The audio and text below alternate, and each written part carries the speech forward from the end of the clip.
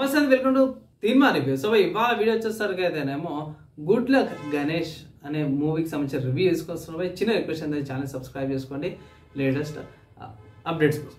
So ఇక్కడ first simple చెప్పాలన్నా మనకు స్టోరీ అర్థమైపోతుంది. మన ఒక అతను ఏదైతే దొంగతనం చేసి దేవుని విగ్రహం ఏదైతే ఉంటుందో దొంగతనం చేసేసి అక్కడ కింద పాతి పెట్టేస్తాడు. అక్కడ విగ్రహం అని కూడా చూపారు, కానీ మనకు చూపించే విధానం చూసుకుంటే దొంగతనం అన్నట్టే చూపిస్తారు. దాని తర్వాత రాయిని పెడతారన్నమాట. సో సింపుల్ చెప్పుకోవాలంటే మనకి కొంచెం క్రింజ్ ఫీలింగ్ వచ్చేటట్టే పెడతారనమాట. సో రాయిని ఎందుకు పూజ చేస్తారు అన్నట్టే స్టార్టింగ్లో మనకు చూపిస్తారు.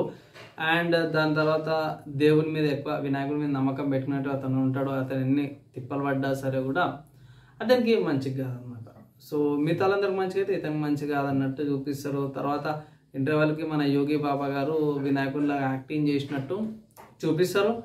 అండ్ ఇక్కడ అతను రాగానే అతనికి ఏమంటారు బాధ్యతలు గుర్తు చేస్తాడు, అది ఇది చెప్తాడు అనేసి చెప్తాడు అన్నమాట.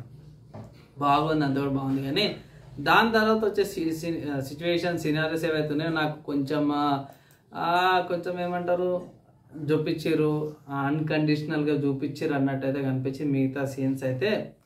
అండ్ ఎండింగ్లో నేను కూడా నీలోనే ఉన్నా నీతోనే ఉన్నా అన్నట్టు అయితే చూపించారు అన్నమాట. సో స్పెసిఫిక్గా చెప్పుకోవాలంటే మూవీ పరంగా కంటెంట్ పరంగా పర్లేదు, ఓకే మూవీ అనమాట. మీకు ఎంత పెద్దగా ఫీల్ ఏమనిపించదు, తక్కువ బడ్జెట్ మూవీ. అండ్ ఇది మీకు ఆహాల్ అవైలబుల్ ఉందన్నమాట ఈ మూవీ. నాకు మెయిన్ ఏంటంటే యోగి బాబా గారిది కామెడీ ఎప్పటిలాగానే బాగా అనిపించింది. అండ్ ఈ మూవీని మాత్రం స్పిరిచువల్గా అస్సలు తీసుకోకండి. మూవీని ఒక ఎంటర్టైన్మెంట్ లాగా తీసుకోండి. సో ఒక నార్మల్ పర్సన్ లైఫ్లో స్ట్రగుల్ అవుతుండు, దేవుడు వెనుకల నుంచి హెల్ప్ చేసిండు అన్నట్టయితే చూసుకోండి. కానీ నిజంగానే ఇతనికి ఇట్లా జరిగింది కాబట్టి నాకు కూడా ఇలానే జరుగుతుంది అన్నట్లా ఆ ఫీలింగ్తో మాత్రం పోకండి. ఎందుకంటే ఈ మధ్యకాలంలో ఏమవుతుందంటే మూవీస్లో ఎట్లుంది కాబట్టి అందరూ మీ దాంట్లో అట్లుంది కదా ఇట్లుంది కదా అనేసి అయితే కొంచెం హేళన చేస్తూ కూడా కొన్ని వీడియోస్ చేస్తారు.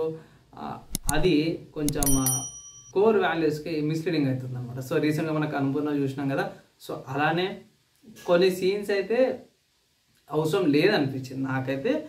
అండ్ ఇది మూవీకి సంబంధించింది. అండ్ ఇక్కడ డిస్క్లైమర్ చేస్తున్నా, ఇది నా పర్సనల్ వ్యూ. ఇక్కడ నుంచి ఏంటంటే మన హిందూ ధర్మం ప్రకారం చూసుకుంటే ఇక్కడ దేవుడు మన చుట్టూరనే ఉంటాడు, ప్రతి వస్తువులు ఉంటాడు. ఏంటంటే మనం చూపించే కోణం బట్టి ఉంటుంది అనేసి అయితే మూవీలో కూడా ఎండింగ్లో చూపించారు. నీకు ముందే చూపిలే, ఎండింగ్లో చూపించారు. అండ్ ఇక్కడ వాళ్ళని హెల్ప్ చేయాలి, అది చేయాలనే కామన్ బై అది హిందూ కల్చర్లోనే ఉంది. పెద్దగా సపరేట్గా దానికి ఒక 20-30 మినిట్స్ ఒక పాయింట్ చెప్పడానికి 20-30 మినిట్స్ చెప్పాల్సిన అవసరం అయితే ఏం లేదనిపించింది. కొన్ని ఇల్లాజికల్ సీన్స్, కొన్ని కండిషనల్గా దాన్ని ఇంక్లూడ్ చేయడం వల్ల రేటింగ్ అయితే తక్కువ ఇవ్వాల్సి వస్తుంది అనమాట ఈ మూవీకి. అండ్ స్పిరిచువల్గా చూసుకుంటే మ్యాక్సిమం స్కిప్ చేసుకోవచ్చు మూవీ. నా ఒపీనియన్ ఏంటంటే మంచిగా చెప్తున్నా, మూవీ లాగానే చూడండి, అది స్పిరిచువల్ దానికి టచ్ చేయకండి అనేసి. మోస్ట్ ఆఫ్ కేసెస్లో అసలు ఇలాంటి మూవీస్ తీయకుంటేనే మంచిగా అనిపిస్తుంది. దేవుడు వచ్చిండు చేసిండు అన్నకంటే ఇట్లా డైరెక్ట్ వాడు సొంతంగా ఏదో చేసిండు, ఫ్రెండ్షిప్లో చేసిండు అనే దాన్ని బట్టి మంచిగా అనిపిస్తుంది అన్నమాట నాకు. సో ఇది నా ఒపీనియన్ అనమాట. కానీ మూవీ ఒపీనియన్ చూసుకోవడం మాత్రం మూవీ బాగుంది. ఏమంటారు వల్గారిటీ కానీ వేరే ఏం లేవు, మంచిగా ఉంది. తక్కువ బడ్జెట్లో మంచి మూవీ తీసుకొచ్చారు. ఓవరాల్గా చూసుకుంటే మంచి movie and message oriented movie అనమాట.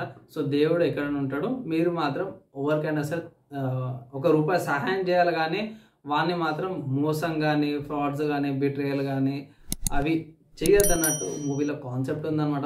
ఓవరాల్గా నేను ఇచ్చే రేటింగ్ మాత్రం మిగతా అవన్నీ కూడా నేను ఇచ్చే రేటింగ్ చూసుకోవడం మాత్రమే 2 స్టార్స్ ఇస్తున్నా. అండ్ మూవీ మీకు ఎలా అనిపించి మీ ఒపీనియన్ కింద కామెంట్ చేయండి. ఒకవేళ మీరు మూవీ చూడకపోతే ఇట్లా ఆహాలా అవైలబుల్ ఉందన్నమాట. అండ్ ఇది ఈ వీడియోకి అయితే మీకు ఎలా అనిపించింది మీ ఒపీనియన్స్ కింద కామెంట్ చేసుకోవచ్చు. ఈ వీడియో ఎక్కడ దాకా చూస్తారో వాళ్ళందరి ట్యాంక్ నెక్స్ట్ ఎలా కలుసుకుంటాం.